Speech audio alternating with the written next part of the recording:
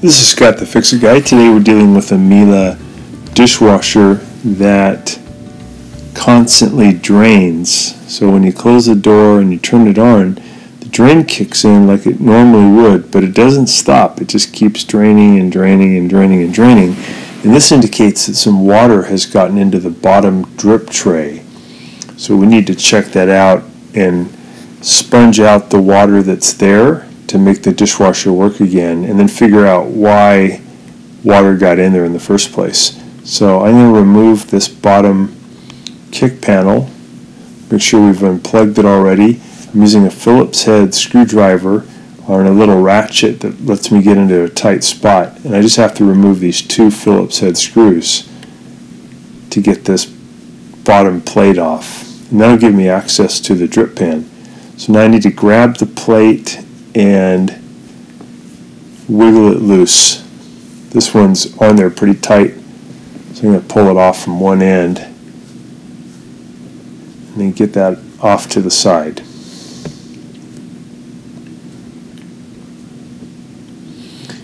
Then we have really easy access to the drip pan. We just need a sponge and a bowl to be able to get the water out. Ended up being about 2 cups of water. So I'm just going to confirm that it's unplugged, because you don't want to combine electricity with water and putting your hand in there. You're going to get shocked bad. So confirm that it's unplugged, and now I'll just use my sponge to push in on the water in the drip tray, get it nice and wet, and then I'll just wring it out into the bowl. You might have to do that 15 to 20 times. In this case it was probably 12 times get rid of all the water. Just depends how much water gets in there. So again, just put it in, saturate it, and then squeeze out the water. You can also take the dishwasher out of the cabinet and tip it at 45 degrees onto a towel, and that'll get the water out really fast. This method just helps you avoid having to remove it from the cabinet, which sometimes, because of the way the flooring is designed, is very difficult.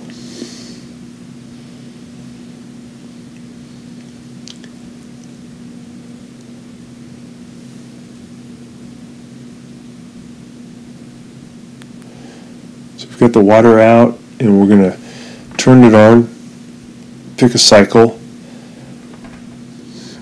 I'm going to use program number 3, and then you can hear it draining like it should, and then we can hear the water start filling in. Those are the normal sounds. Well, I got this water out. The problem with this dishwasher is that the water kept filling in and wouldn't stop. The fill valve opened up but remained open. So I'm just looking underneath here to see if I can see any leak while it's filling. It just happens. So I gotta change. I don't see a leak, but I notice that the fill just keeps going and going longer than it should.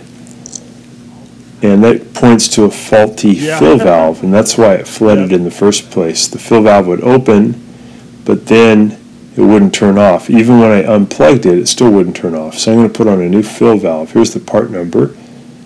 And this is just a generic one. This is not a Miele fill valve. The Miele fill valve is kind of pricey. It comes in at about $220, and these are $40 to $60. And I'm going to put some Teflon tape around this elbow fitting, and then I'll screw it into the fill valve, and then I'll use a wrench to twist it about 1 full turn beyond what I can do with my hand to get it really tight.